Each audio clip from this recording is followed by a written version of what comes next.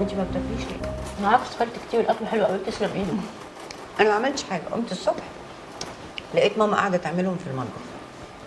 ربنا يخليها لي. هما الامهات كده بيحسوا بينا قبل ما نشتكي. صح، انا لما ببقى تعبانه بلاقي ماما بتكلمني وتسال عليا من غير ما اقول لها ان انا تعبانه. الا اخبار الحمل ايه؟ ماشي، شويه كده وشويه كده. دي مدوعه الواد اللي في بطنها، دي هتجننه. ده انا اكلت كتير قوي، اشكري لي مامتك. مش هنشرب الشاي؟ عندي شغل كتير هشربه في المعمل. افوت عليكي واحنا مروحين؟ بس يا دكتور. ليه ميرسي؟ ايه العبط ده؟ الله، ازيكم يا دكتورات؟ اهلا دكتور حسن، على اذنك. اتفضلي. جيت في وقتك. ايه الاكل الحلو ده؟ انا لو اعرف كده ما كنتش كلت. على فكره، العينات اللي انت بعتها لي بتاعت قضيه مدينه نصر عملت بيها تقرير وجاهز. طيب انا هعدي عليك في المعمل بعد شويه. افتكرت ان انا عندي شغل مهم جدا دلوقتي. طب استنى نبقى نمشي مع بعض كلنا. عندي شغل. عملت ايه في العمليه؟ مش عارفه اخد قرار. انا بفكر اروح طنطا اعمل العمليه هناك. طنطا ليه؟ الدكتور هناك ممكن ما يبقاش كويس، الدكتور هنا كويس قوي كفء. مش عارفه اعمل ايه، انا متلخبطه خالص. نشوى، ما تاخديش وقت في التفكير، الدكتور قال كده، حالتك بالذات عايزه بسرعه.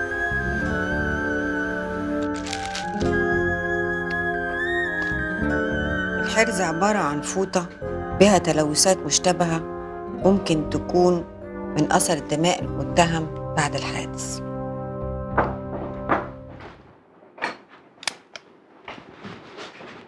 ممكن تعزميني على شاي؟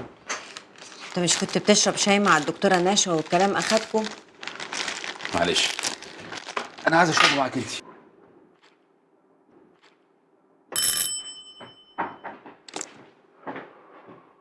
نعم يا دكتور. واحد شاي مظبوط للدكتور. حالا يا دكتور. ممكن اعرف بقى انت مشيتي وسبت المكتب ليه؟ يعني حسيت ان في بينكم كلام ما يصحش ان انا اكون قاعده وانتوا بتقولوه، فيعني خليت عندي دم شويه واحساس ومشيت. بصراحة هو موضوع نشوة ده يعني موضوع شوية حساس، لأن هي مستأمناني على حاجات مش قادر أتكلم فيها.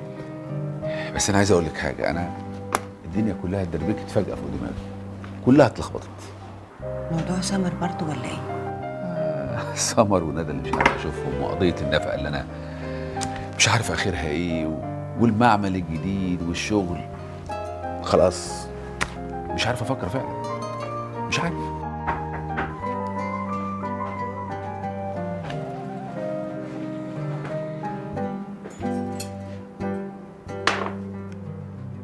اتفضل يا أستاذ. طيب شكرا. انت رايح فين؟ مش طالب الشاي؟ بص بقى، البسكوت ده بقى معاه ما اقولكش يا عيني.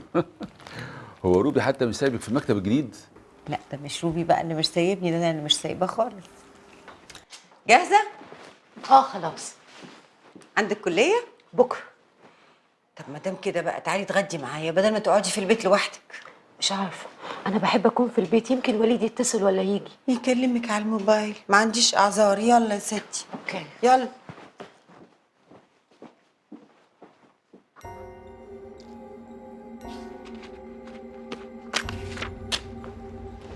المبلغ ده عشان نسيب كريم لمدام امان تربيه. بس ده ابني وانا اولى بتربيته. مدام امان هتعيشه في مستوى انت مش هتقدر عليه. طيب ممكن اشوفه ازاي يعني؟ اي وقت انت عايز تشوفه انا هجيبهولك لغايه عندك. انا ما اقدرش احرمه من باباه، كفايه انه اتحرم من مامته.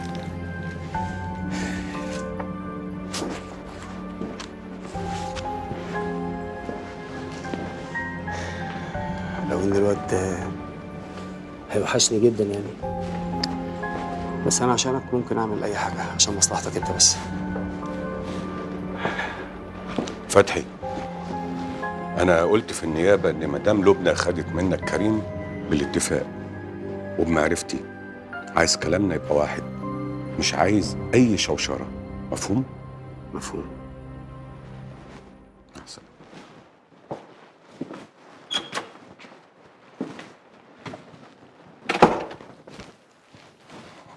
انا مش قادره اصدق انه ساب لي كريم كده بالسهوله دي. فتحي ده ما بيفكرش غير في الفلوس وبس. تلاقيه دورها في دماغه، لقى نفسه هيطلع خسران خسران. قال لك يلا اطلع بقرشين وخلاص، خصوصا يعني المرحومه ما سابتش تركه كبيره قوي الكريم ممكن يحط ايده عليها باعتباره الولي عليه يعني. مش مهم كل ده، المهم ان كريم بقى في حضني. بجد انا مش عارفه اشكرك ازاي يا رأفت بيه. تشكرين عليه ايه؟ الضابط وائل الدمرداش عايز يقابل سعادتك. خليه يتفضل. حاضر يا فندم، اتفضل سعادتك. صباح الخير يا رأفت باشا. اهلا وسهلا. انا جيت حسب الميعاد. اعرفك، مدام اماني اخت المرحومه كريم ابن لبنى من جوزها الاولاني. اهلا وسهلا. اهلا بيك. احنا هنحتاج ندردش مع حضرتك شويه عشان القضيه. اي وقت، المهم ان احنا نوصل للقاتل. اطمني احنا شغالين في القضيه. انا منبه على كل الموظفين يتعاونوا معاك، بس المهم ما تعطليش شغلي. ما تقلقش يا رأفت باشا، على اذنكم. اتفضلوا. عن اذنك. اتفضلي. شكرا. مع السلامه.